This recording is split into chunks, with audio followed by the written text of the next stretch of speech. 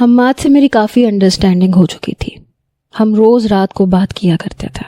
شادی کی تیاریاں بھی عروج پہ تھیں. رانیہ نے شادی کی شاپنگ میں بہت مدد کی تھی. پھر بازار سے آتے ہی وہ اپنی بہنوں کو لے کے لاؤنج میں ڈھول پیٹنے بیٹھ جاتی. پاکستانی، انڈین، پنجابی ٹپے جو منہ میں آتا گانے لگتی. میری شادی کی رونق اسی نے بڑھا رکھی تھی. ایک بار دادا نے ملنے جلنے والے سب مہمانوں کو بلا لیا. اس وقت رانیہ کا وہ کزن بھی آیا تھا جسے وہ پسند کرتی تھی، اور اسے دیکھ دیکھ کے وہ اشارے بازیاں کر رہی تھی. بیٹھی میرے پاس تھی، اشارے اسے کر رہی تھی. میں نے کہا تمہیں ذرا بھی شرم نہیں ہے؟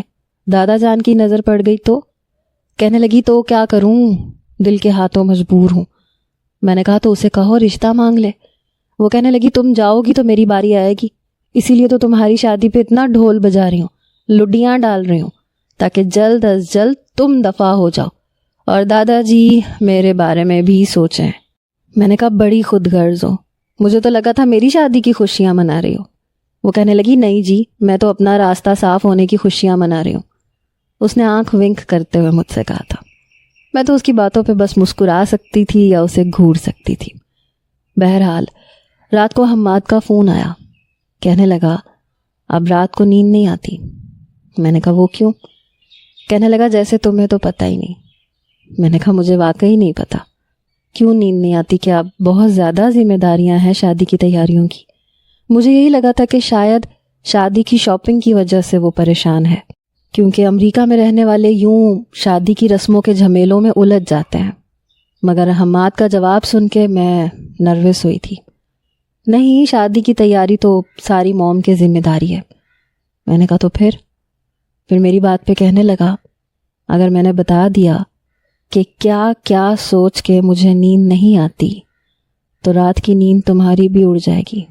تم سوچ بھی نہیں سکتی. تم سے پہلی ملاقات کا سوچ کے مجھے کیا کیا ہوتا ہے. اس کے مخمور بھرے لہجے کو سن کے میرا دل عجیب لے میں دھڑکا تھا. میں نے کہا حماد مجھے جلدی اٹھنا ہے، صبح رانیہ کے ساتھ بوتیک جانا ہے. Okay bye. میں نے جان چھڑوانے کی کوشش کی. میرے ہاتھوں میں تری اتری تھی. وہ ہنسنے لگا.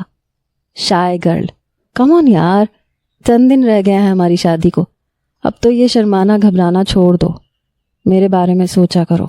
میں اپنی سوچوں میں پتہ نہیں کہاں تک پہنچ گیا ہوں. جانتی ہو اس وقت میرا دل کیا چاہ رہا ہے؟ آئی وانٹ ٹو کس یو بیبی. اس کی بات نے واقعی میرے ہوش اڑائے تھے. میں نے فوراً سے فون ڈسکنیکٹ کر دیا.